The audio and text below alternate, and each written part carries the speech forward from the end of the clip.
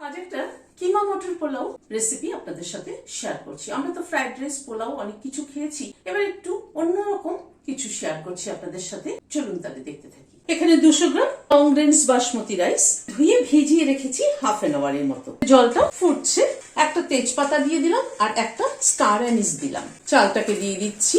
এবার ভাতটা হয়ে আসা অব্দি অপেক্ষা করব। 7-8 মিনিট মতো সেদ্ধ হলো। এবার দেখে নিচ্ছি। চালটা কিন্তু চাপ দিলে ভেঙে যাচ্ছে, তবে একটু শক্ত আছে। 80% কুক হয়েছে। এরকম অবস্থায় কিন্তু ভাতটা নামাবো। মাঠটাকে ঝরিয়ে নিচ্ছি। থালার মধ্যে ভাতটাকে ঢেলে ছড়িয়ে দিচ্ছি। হোয়াইট অয়েল দিচ্ছি।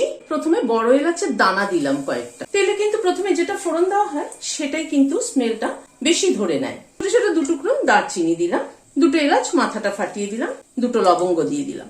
ফোড়নটাকে একটু ক্র্যাক করিয়ে নিচ্ছি। এখানে একটা পেঁয়াজ লম্বা লম্বা করে কেটে নিয়েছি, সেটা দিয়ে দিলাম। পেঁয়াজটাকে মিনিট 2 সময় ধরে একটু ভেজে নিলাম। 2টো কাঁচা লঙ্কা কুচি দিয়ে দিলাম, 1 চামচ রসুন বাটা দিলাম, 1 চামচ আদা বাটা দিলাম। একটু ভেজে নিচ্ছি। মিনিট খানেক নাড়াচাড়া করে নিলাম। ধনের গুঁড়ো দিলাম 1 চামচ, এটা Kashmiri red chilli powder half চামচেরও কম, হলুদ দিলাম হাফ চামচ।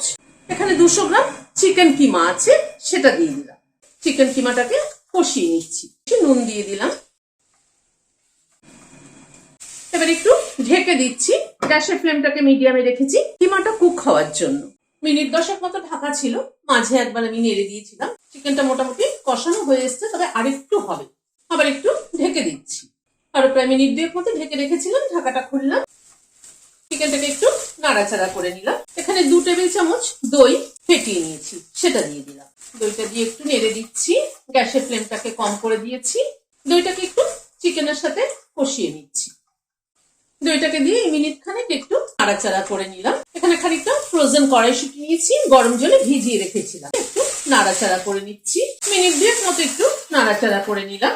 এবার রাইসটা দিয়ে দিচ্ছি। আবার একটু নুন অ্যাড করে দিলাম। ভাতটাকে এবার মিশিয়ে নিচ্ছি কিমার সাথে। রোজের একঘেয়ে কিন্তু ডাল ভাত তরকারি খেতে ভালো লাগে না। আমার তো বিশেষ করে ভালো লাগে না, সেই জন্যই আমি একটু মাঝে মধ্যে এরকম অন্যরকম একটু কিছু করে নিই। নাড়াচাড়া করে নিচ্ছি। ভাতটাকে দিয়ে যদি একটু কিমার সাথে ভালো করে একটুখানি মিশিয়ে না নেওয়া হয়, মানে একটু ফ্রাই করে না নেওয়া হয়, তাহলে কিন্তু খেতে অত টেস্ট হবে না। এই মিনিট 2 একটু নাড়াচাড়া করে নিলাম। এবার লেবুর রস দিয়ে দিচ্ছি।